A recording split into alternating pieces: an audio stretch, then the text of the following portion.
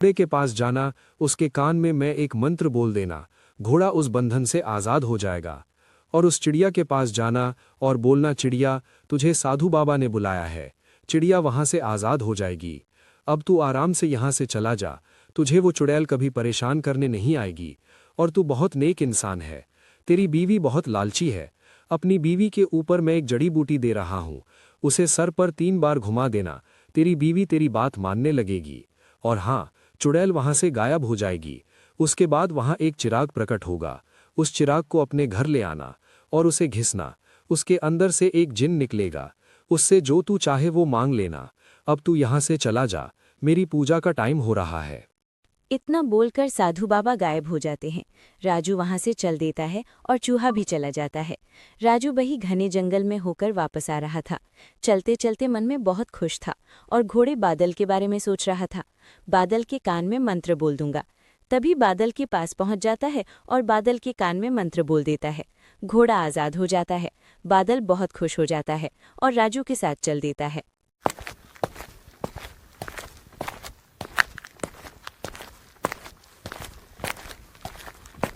बादल और राजू दोनों चलते जा रहे थे।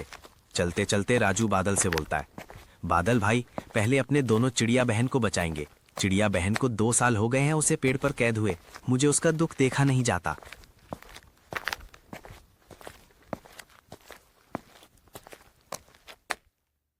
बादल और राजू दोनों बातें करते हुए चिड़िया के पास पहुंच जाते हैं और चिड़िया को पूरा हाल सुनाते हैं। वो साधु बाबा ने बोला था वही। राजू चिड़िया से बोलता है और चिड़िया आज़ाद हो जाती है। चिड़िया बहुत खुश होती है और राजू को बहुत सारी दुआएं देती है। राजू भाई, तुमने मुझे आज़ाद किया है, तुम्हारी वजह से मैं अपने परिवार से मिल पाऊंगी। चिड़िया वहां से चली जाती है। राजू और बादल दोनों फिर से चल देते हैं अपने घर की तरफ।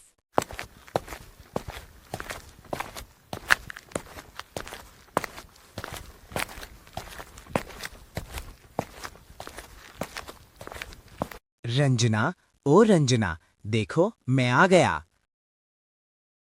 हाँ, मैं यहीं तो हूँ। और तुझे दिखाई नहीं दे रहा क्या?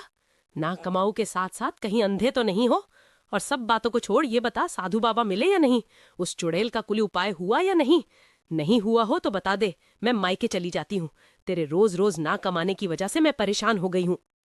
अरे ओ भगवान, थोड़ा सांस तो लेने दे, आते ही बड़बड़ शुरू कर दी। थोड़ा सब्र कर। मैं यहाँ से साधु बाबा के पास चल दिया। तभी एक बोलने वाली चिड़िया मिली। उसे भी चुड़ैल ने जादू से एक पेड़ पर कैद कर दिया था। चिड़िया ने मुझे सब कुछ अपने मुंह से बताया।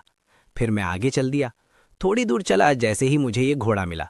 इसका नाम बादल है, ये भी बोलता है। इसको भी चुड़ैल ने कैद कर दिया था। बादल ने मुझे अपनी पूरी कहानी बताई। फिर मैं साधु बाबा के पास पहुंच गया। साधु बाबा ने मुझे इन दोनों और मेरी समस्या का हल बताया। अब डरने की कोई बात नहीं है।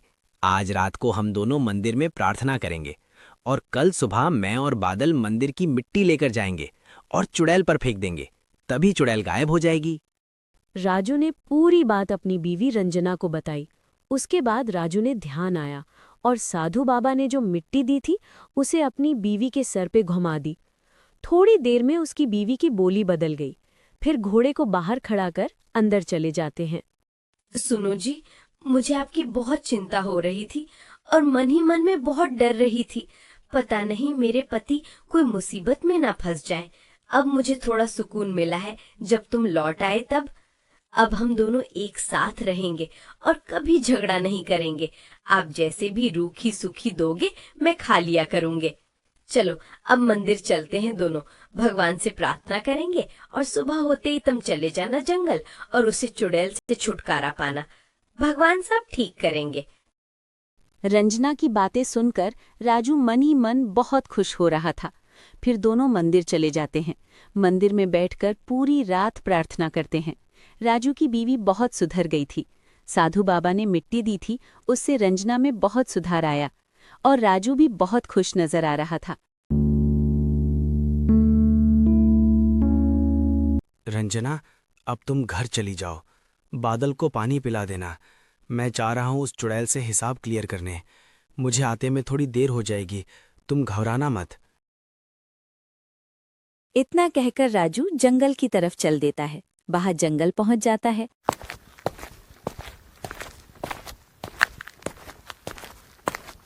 राजू उस जंगल में पहुंच जाता है।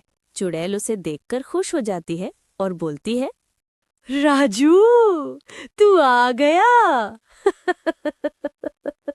लेकिन बकरी कहीं दिखाई नहीं दे रही। बकरी कहाँ है राजू? जल्दी बता, नहीं तो मैं तुझे खा जाऊंगी।